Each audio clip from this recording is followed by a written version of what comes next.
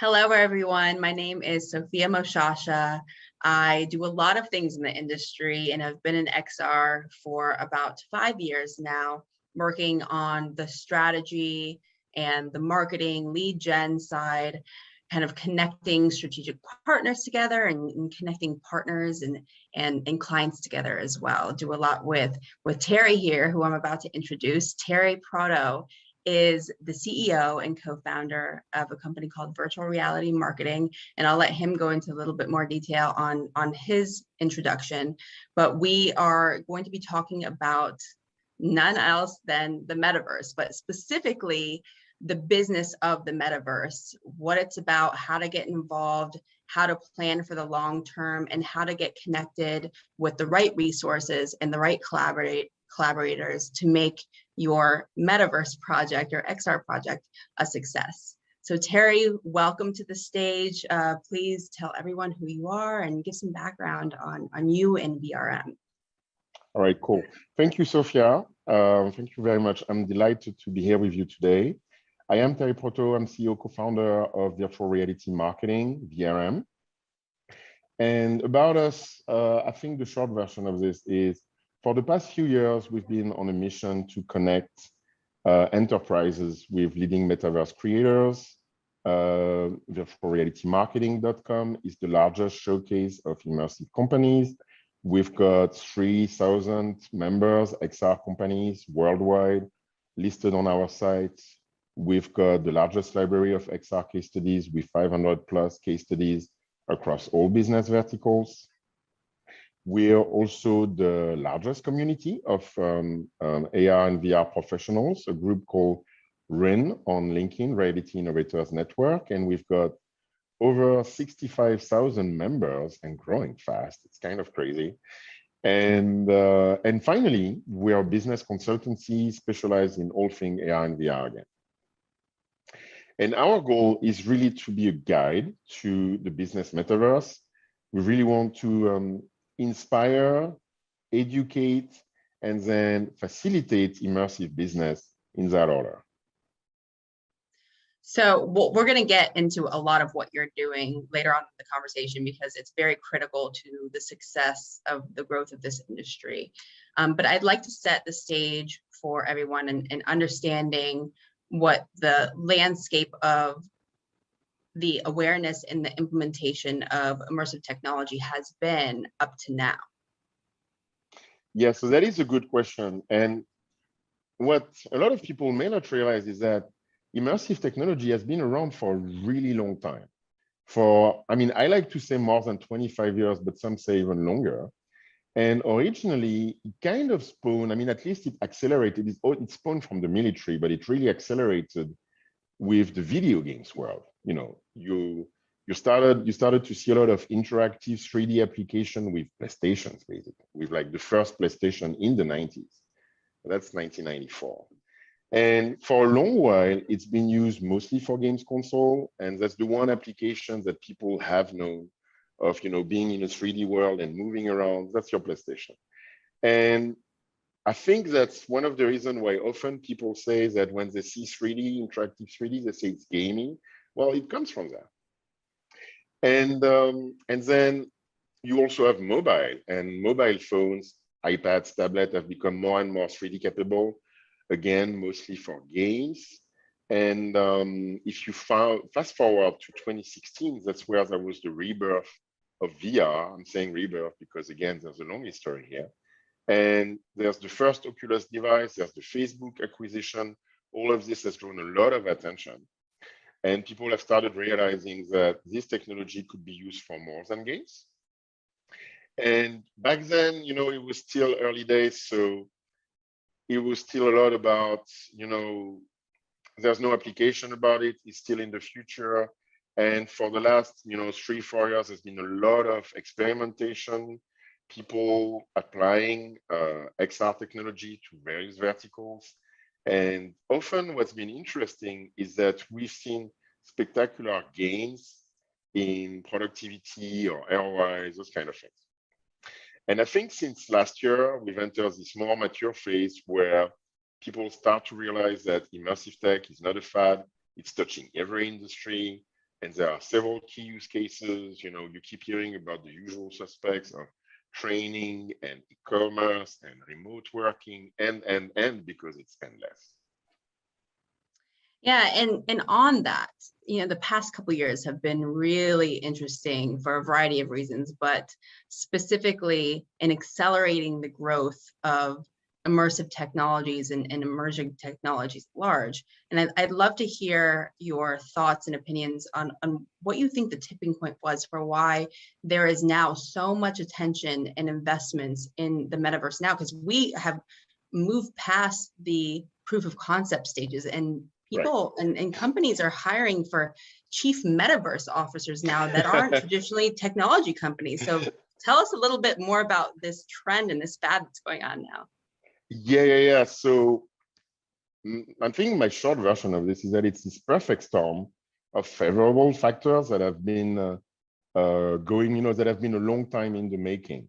I kind of like this expression saying that it's a 20 years overnight success, if you will.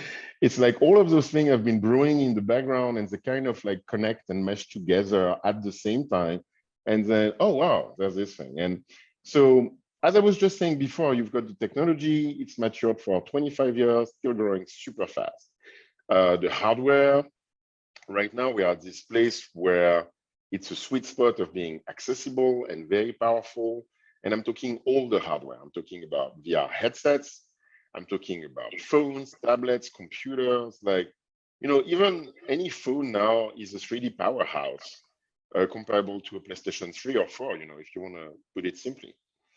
And the business cases are here now. And I think COVID is also a big factor because it has pulled the future forward. It's really accelerated the need of everyone to go remote and to go digital, and also to be creative and to think outside of the box and think of, really push hard to imagine innovative solutions. And last factor, I think the massive success of online gaming worlds, Fortnite, for instance, Roblox, but and not just the games, but all the things that go around it. So for Fortnite, you had the Travis Scott concert, the Ariana Grande concert, and people start to realize they're drawing massive communities of millions of people. And you have all those things. That's my perfect storm. And then you had the Facebook announcement in October, and it's just an acknowledgement of all those things that have been going on. I say in the background, but it's not exactly the background. It's been going on for a while anyways. And boom. And now we are just starting to see the beginning of going from niche to mainstream. And so everyone in the XR industry have been talking about where this hockey stick curve is going to go vertical. And I think that's right now. And it's been a long time making. Yeah, absolutely. It's the convergence of all these capabilities and technologies and the awareness and the creativity kind of coming together now.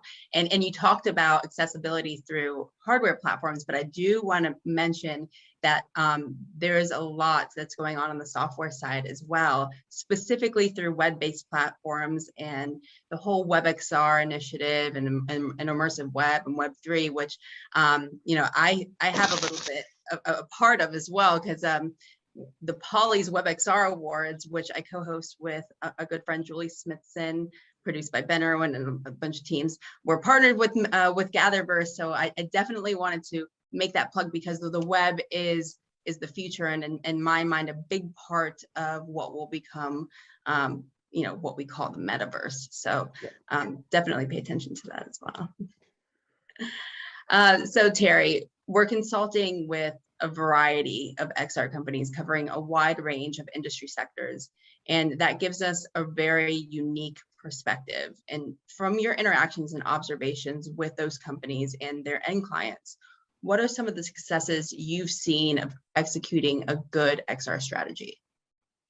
Yeah, so that is definitely a good question, a question we hear often. And I'll tell you, you have the perfect timing because we literally just published our top 10 of AR and VR experiences. So I'll just pull two examples out of that. Number one, VR, a great example from a company called Glue, who has this amazing remote collaboration technology. And they talk about the work they've done with Axel Springer, which is one of the largest media group in Europe, based in Germany. And, you know, during COVID, they had the same problem of everyone going remote, and how, you know, there's a Zoom fatigue, everyone is tired, finding new ways to reconnect people. And I think in their case, and the case of a lot of large organizations, is we're losing the office and we're losing the culture. We're losing the link between the people because text messages are not enough. And they rolled out Glue. They did a pilot with, you know, a small, not so small, like 60 people in the company. And they had an overwhelmingly positive result for the trial. And they realized that this technology, meeting people in the metaverse, was fantastic because they could really find the combination of the rational, the functionality, but also the fun, and be together, and all those light things that you do spontaneously when you're in person. And long story short, massive success. It's being rolled out now as part of the internal communication infrastructure of the whole group, Axel Springer. So that's very interesting. And again, I think it's a proof of we're way beyond the fad phase. Another cool example, this time AR, completely different. So a company called Curial has this great technology that's using advanced scanning to reproduce food, any kind of food. It's especially popular for desserts. So say you go to a French restaurant or an Italian restaurant, and they've got all of those fancy names for desserts, and you don't know what a forêt noire is or a millefeuille or whatever. Well, now you can see it in AR, and you can have a video, if not a video, you can have a 3D interactive version of your dessert, real size, on the table. And it's been super popular. It's been super engaging with customers. They love it. Brings the food to life, brings the menu to life. And some restaurants are reporting that they're seeing growth in their sale of up to 20%. So I think it's another example of fun, exciting, and great for business. Absolutely. Go ahead. No, go ahead. Well, yeah, like you were saying, it's all about the ROI, right? Or the ROX is the new term that we've coined, the return on experience, right? No, as cool and novel as XR might be, no brand or company or business person in general is going to invest in anything that doesn't have a clear return on their investment. So I think that is definitely one of the most important things that we want to make sure that we get across when developing an XR strategy, right? Absolutely.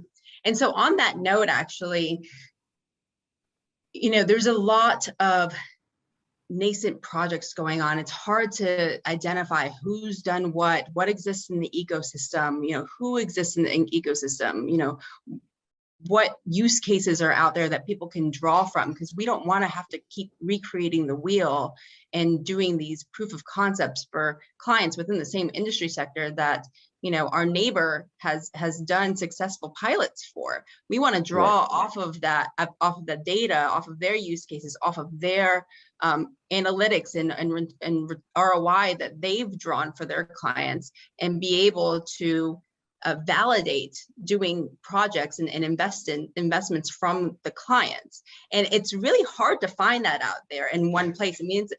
I mean, you got to scour the internet, really, or build deep relationships, which takes years to be able to do. And so I think what you're doing at Virtual Reality Marketing is very interesting, because it not only aids, end clients or people that are exploring metaverse technology, but people like us in the industry that want to connect with other people doing very specific things, or understand what's been done and draw off that knowledge, because we don't want to recreate the wheel. We want to build off of each other's work. Absolutely. So, tell us a little bit more about that, and why Absolutely. you chose to do this. I'll tell you this. ROI is super important, and the reason why we're out of this experimentation phase is that you've got plenty of companies who have been, for the past few years, creating all of those pilots, all of those proof of concept across all business verticals. And a few years back, it was, hey, VR is in the future, and we're going to be able to do this for travel. We're going to be able to do that for medical, and we're going to be able to do this for training. And now all the use cases exist. Not all of them, but a lot of those exist already, and they've been deployed, and you have the proof of the ROI and everything. And because you have those proof, because businesses realize that it's a sound business decision, actually very often it's a very effective business decision. And so, yes, it's important. And what we felt we could do, doing our part, was to try and make this as accessible as possible, as shared as possible. So that's the very reason of being of virtualrealitymarketing.com. We started with a directory of all the creators so that you could look up someone in New York or in Paris, or look up someone doing AR, or someone specialized in automotive. You can go to our site and do that right now. But when you've got a list of 3,000 companies, I kind of like to joke and say that it's a bit useless, because you just have a list of names and people are making claims. And so the next thing you want to have are the case studies. And so that's why we've built this large library. We believe it's the largest library of case studies. In one place, you've got 500 plus case studies. You can read about all of those use cases. And again, you can search, and if you're in medical, if you're in training, if you're here, if you're there, you can literally learn from all of the experience, the shared experience. And I really want to take a minute, by the way, and thanking all of the amazing, talented people who are sharing their content with us all day, every day, all year, and have been for years. It's taken us years to accumulate this knowledge base. And it's an immense wealth, because if you're starting, you can just look up who's the guy, who's the company who's been doing this, what are the benefits, what is the ROI, and you can get in touch with them directly. And then we realized that the site is great, but the community aspect of it was important. So now we've got our community on LinkedIn, where you can go and share and talk and post and ask questions and have this interactive connection with people. And the last thing we've done is we've moved our networking events on the community in the metaverse since this year. It's very fresh. And now we have an opportunity to meet people in the metaverse to talk about all those things. And we're really blessed, because right now we've had an overwhelmingly positive reaction to all of this. And I think it's a great place to start. Absolutely. And so last question, Terry, what are some of the main things that brands need to think about in order to start thinking about building a long-term strategy for the metaverse, even if they're not ready yet to start building, but they want to prep assets, their business processes and procedures, and just their strategy and thought process around this? Where can they start? Right. And I think there's many things to say about this, but to summarize, I would say the number one thing to do, is you haven't already, is start now. There's never a better time to start than now. And everything is going super fast in this world. And if you want to keep up with your customers, if you want to keep up with the competition, number one, definitely start now. And then you have a few key building blocks that you want to master. I would say number one, 3D models. 3D models are the backbone of immersive content. And the big thing of the internet versus the metaverse is the shift from a 2D world, a flat world, to a 3D world. And it's funny, by the way, you had the same thing in the video games. When we switched from the Nintendos of the 80s in 2D to 3D games in volume, well, it's the same thing here. And it means that all of your infrastructure in your companies that was supposed to be 2D needs to become 3D, and convert your data, your models, and create this library of 3D content inside of your company. Number two are the game engines. And it's very important. That's where the magic happens. You've got two game engines, Unreal or Unity. And that's where you turn your 3D assets into a fully interactive experience.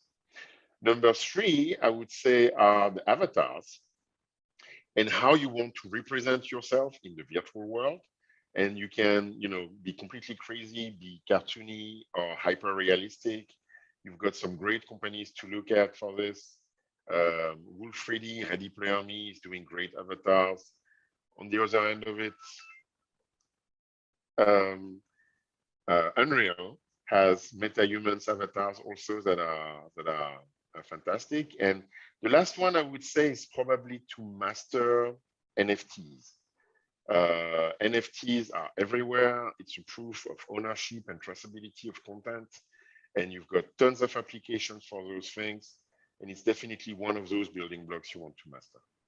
Yeah, absolutely. I want to reiterate that you had a focus on NFTs as well, and it's not just NFTs; it's the emerging technology market at large, because it's important to understand that Metaverse is enabled by XR technologies, but there are so many more technologies that kind of feed into what it will become, and so get smart on that fast because it's not waiting for us, right?